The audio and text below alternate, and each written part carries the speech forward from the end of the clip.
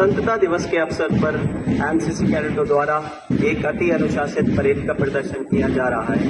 प्रशासनिक अधिकारी, कर्मचारी एवं छात्र छात्राएं देश के 78 इंडिपेंडेंस डे पर मेरी हार्दिक बधाई और शुभकामनाएं।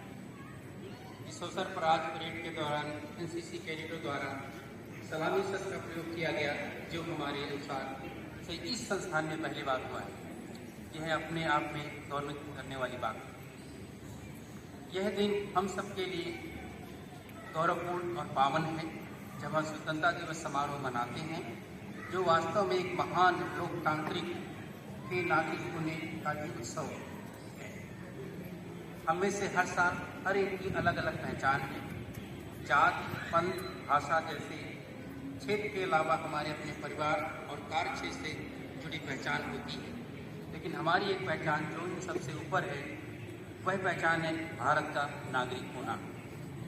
हम सभी समान रूप से इस महान देश के नागरिक हैं और हम सबको समान अवसर और अधिकार उपलब्ध हैं। सारे जहां से अच्छा हिंदुस्तान हमारा, हम बुलबुले हैं इसलिए ये गुलस्तान हमारा।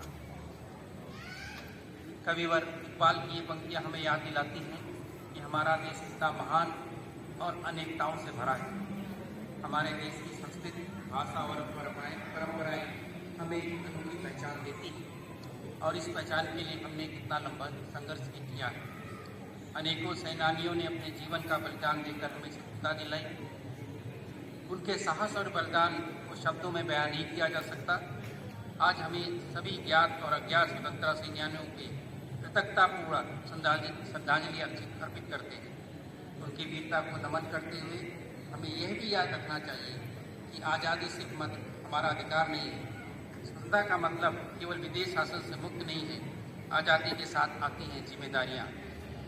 हर 15 अगस्त को हमें फिर याद दिलाता है कि हमें अपनी आत्मनिर्भरता, समानता और स्वतंत्रता बनाए रखने के लिए निरंतर प्रयास करना पड़ेगा। हमें ये भी नहीं भूलना चाहिए कि देश की प्रगति के लिए हमें कुछ करना बाकी है। यह सुनिश्चित करना है कि भारत का हर नागरिक स्वतंत्रता दिवस पर अपने खुद को आज़ाद, सशक्त और सुरक्षित महसूस कर रहा हो। कोई भूखा ना हो, हर व्यक्ति शिक्षित हो और सबके सिर पर छत हो और हमारा शरीर स्वस्थ हो।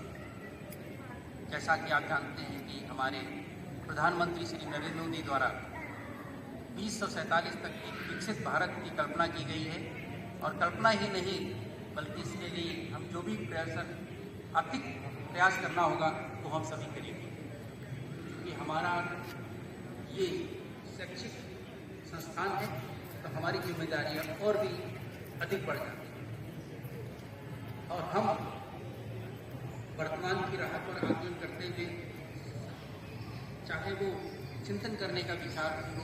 हम देख रहे हैं भारत ने केवल विश्व पर अपना यथोचित स्थान बनाया है और पिछले कुछ वर्षों में हम ये देख सकते हैं कि भारत की जो प्रतिष्ठा है वो विश्व पटल पर बहुत ही बड़ी है। चाहे वो क्षेत्र रक्षा का हो, चाहे वो रिसर्च का हो, चाहे वो शिक्षा का हो, चाहे वो सामाजिक स्तर का हो। हमने बहुत सारी प्रक्रिया की हैं और हमें उनको आगे भी बढ़ाना है और उसके लिए हम जो भी करना चाहें हमको करना पड़ेगा। और यही है कि हम भारत पूरी दुनिया में विकास के लक्ष्यों और मानवीय सहयोग को बढ़ावा देते हुए एक महत्वपूर्ण भूमिका निभा रहा है।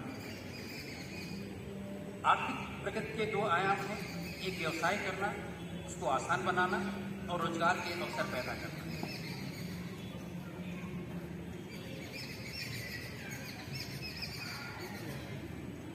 और उद्यमशीलता को संस्कृति को बढ़ावा दिया जा रहा है। आप जानते हैं कि हमारे